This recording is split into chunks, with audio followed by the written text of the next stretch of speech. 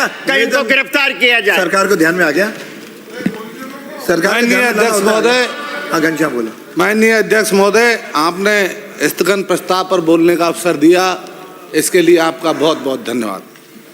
माननीय अध्यक्ष महोदय, मैं आपके सामने एक बहुत गंभीर विषय है। मेरे जिले करौली में नगर परिषद द्वारा एक शमशान की भूमि और उसी में आधा भाग कब्रिस्तान की भूमि को राजनीतिक दल के कार्यालय के लिए अलॉट करना चाहते हैं।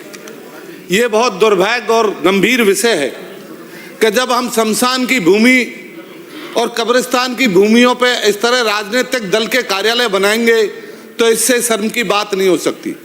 और पिछले कुछ दिनों से तो उस भूमि पर वहाँ शमशान को भी और कब्रिस्तान को भी वहाँ से शवों को दफनाने के लिए सरकार प्रशासन ने रोक लगा रखी है। ऐसा नहीं होना चाहिए।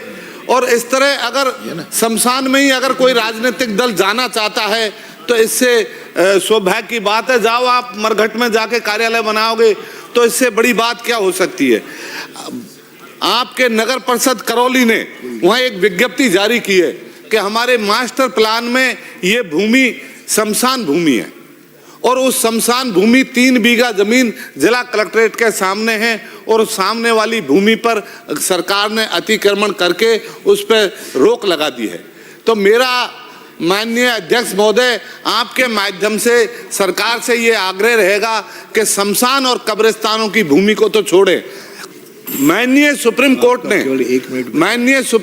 ने भी एक रूलिंग जारी कर रखी है और उस रूलिंग में ये आदेश दिया है कि जो ऐसी भूमि है, कब्रिस्तान की है या शमशान की भूमि है, उन पे इस तरह के मतलब उसको परिवर्तन नहीं किया जावे और उसको किसी भी अन्य उपयोग के लिए अलॉटमेंट नहीं किया जाए। इसके साथ ही जो भूमि पे कब्रिस्तान की जो भूमि है वो वक्फ बोर्ड से आई हुई है, तो जो वक्फ बोर्ड से भूमि आई हुई है तो आप उसको कैसे परिवर्तन कर सकते हैं।